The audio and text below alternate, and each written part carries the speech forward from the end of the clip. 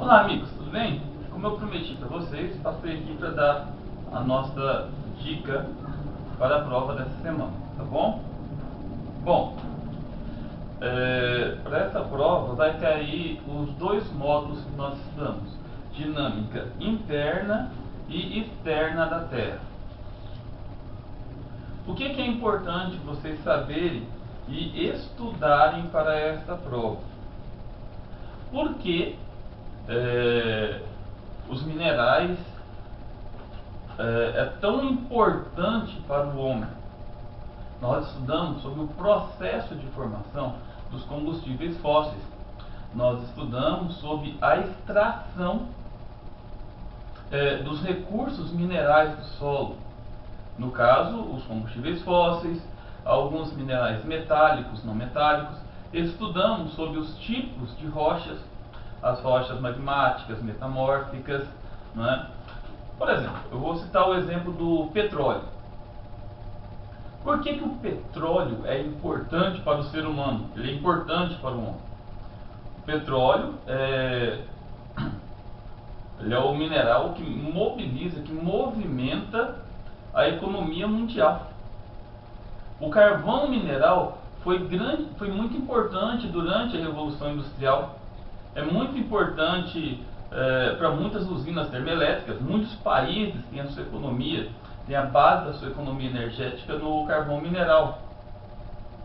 Tem um outro recurso mineral metálico muito importante para muitos países no mundo, e nós estudamos sobre ele na sala, que são os minerais radioativos, o urânio. Por que o urânio é importante? Vocês se lembram? Nós estudamos sobre os países da Europa, nós estudamos sobre alguns países da Ásia, alguns países que não têm um espaço geográfico muito grande, um espaço territorial muito grande, não têm os mesmos benefícios que nós temos aqui no Brasil, não tem tantos rios como nós temos aqui. Então eles são dependentes de usinas nucleares. Então eles utilizam esse mineral que é radioativo. A grande vantagem desse mineral é que ele consegue produzir uma grande quantidade de energia num espaço pequeno. Mas por outro lado, né, se houver um acidente nuclear, isso pode fazer muito mal para as pessoas. Nós estudamos um pouco na sala sobre as consequências de um acidente numa usina nuclear, não é verdade? Bem, vamos falar agora sobre a formação de relevo. Eu já comentei bastante com vocês, sobre o que é importante nós estudarmos em geografia. Existem muitas coisas no livro de vocês que por enquanto não é tão importante assim vocês aprenderem. Mas as formas de relevo vocês precisam aprender. Entender as formas de relevo é extremamente importante. Então, o que nós estamos estudando? Os planaltos, as planícies, as depressões e as formações de montanhas.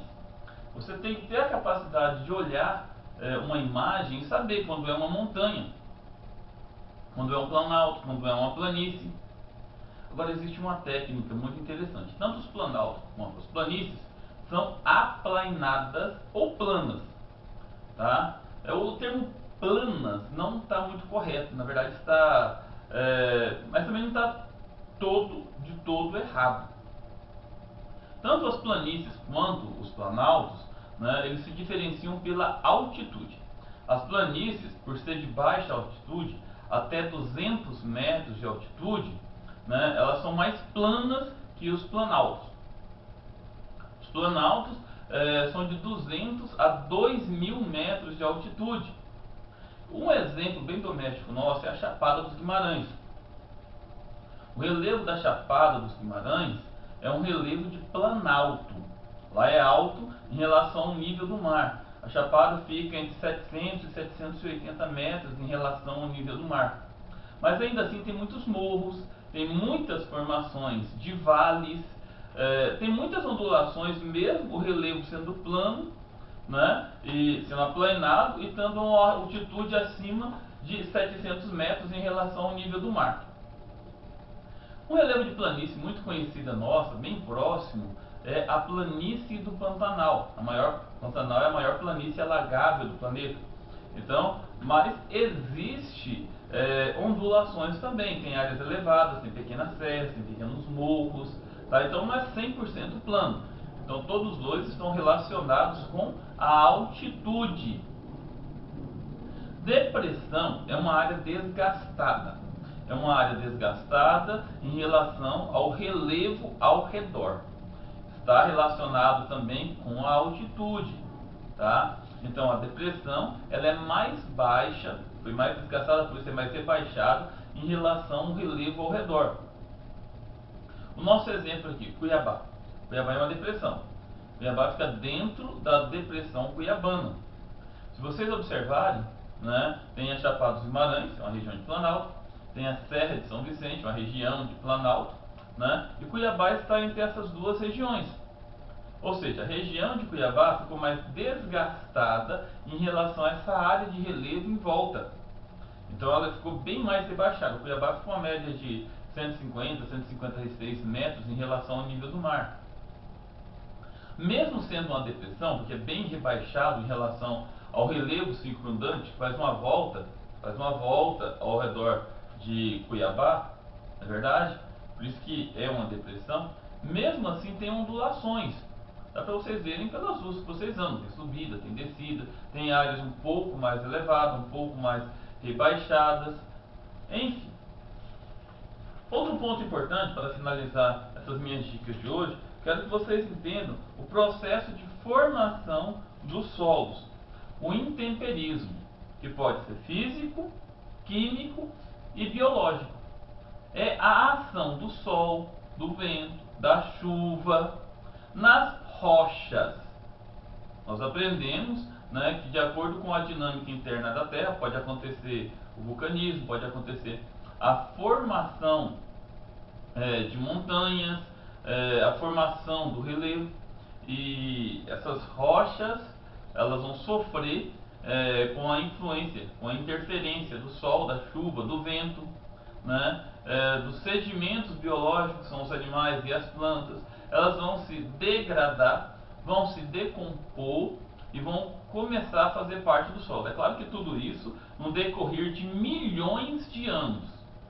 O solo ele pode ser aluvial e pode ser eluvial.